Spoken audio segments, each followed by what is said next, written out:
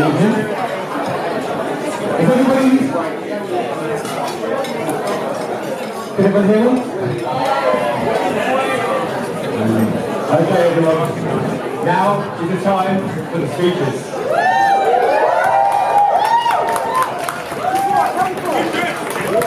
There's a lot more excitement than normally this evening. So first up, Father of the Bride.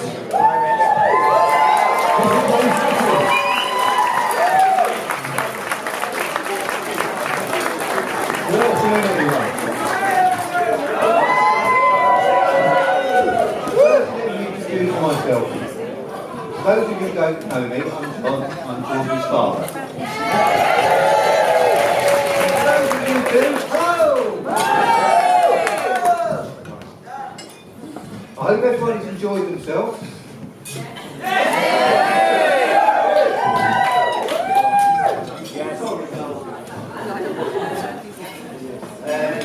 I certainly did. Firstly, I would like to thank everyone for coming to help George and David celebrate this special day with them. I know some of you have travelled far and wide to help them celebrate today, and I know they greatly appreciate it. We couldn't have asked for a nicer day, well, we could. What a beautiful place to get married in, and an even more beautiful bride.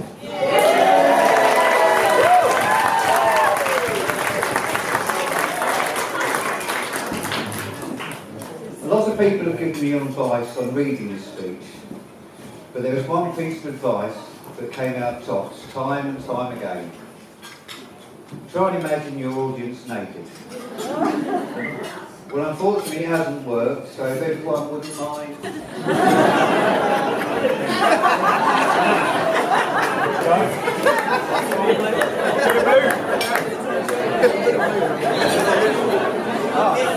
I know it's my job to tell an embarrassing story or two about Georgia. My trouble has been finding one suitable for this time of the day. One of my favourites is back when she was about 8 or 9. Georgia, Diddy and I were travelling back from London on the train. Diddy is Georgia's sister, by the way. As the train pulled into Baker Street station, Diddy told us that she was thirsty to go to the toilet. No problem, said Georgia, I'll take her. So as the train doors open, Georgia and Diddy go running off towards the toilets with me following. I caught up with them in the toilets, and I was a little bit surprised, I must admit, to see that George had put Diddy on one of the male urinals.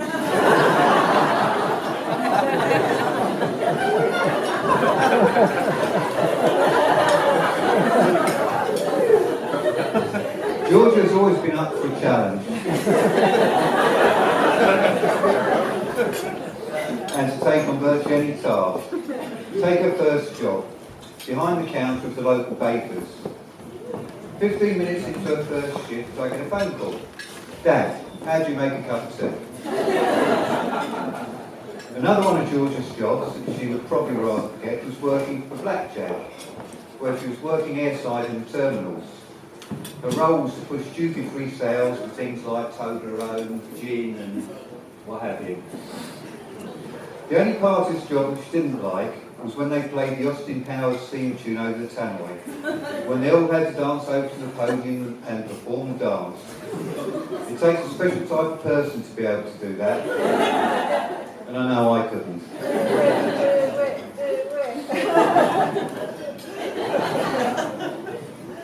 When that fateful day came for Georgia to leave home and to go to university, I was absolutely gutted.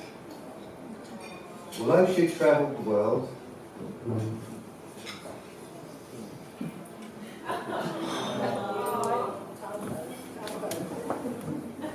and visited places that only Attenborough would have gone to, this was going to be more of a final statement. I'm moving out. I was worried at first, but deep down I knew that she'd be okay. So I moved and got a dog.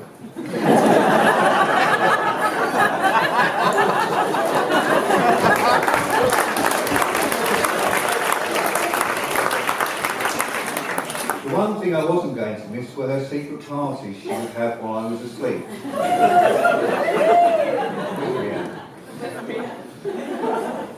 I would wake up in the morning to make myself a coffee and had to find my way through a deluge of bodies.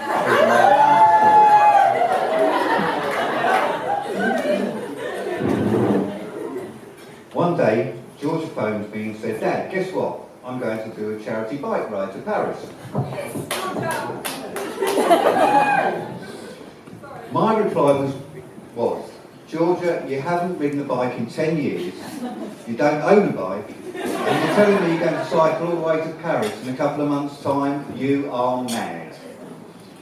Nevertheless, she managed to get a bike, train herself up, and made it to Paris with the team with no problems. I was so proud she'd actually managed it, and then followed it up shortly with another ride to Amsterdam, again raising money for charity.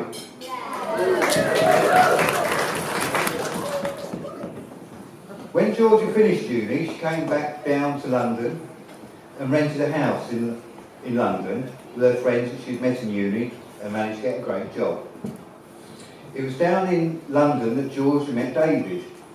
It was through one of these phone apps, Grindr or something.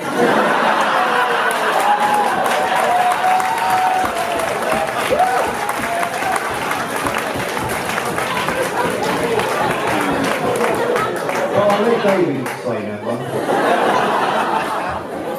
Now, what can I say about David? The first time I met him, I thought, "Georgia, you picked a good one here." And as time has gone, he hasn't proved to be wrong.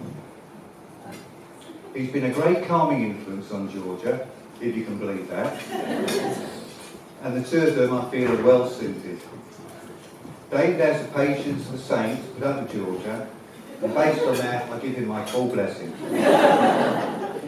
Now, my passing words of wisdom to you, David, for a long and successful marriage is, I know a lot of people say, don't go to bed on an argument. Well, just agree with Georgia, it's easier. And now, I would like you all to be upstanding and raise a toast to the happy couple. To Georgia and David.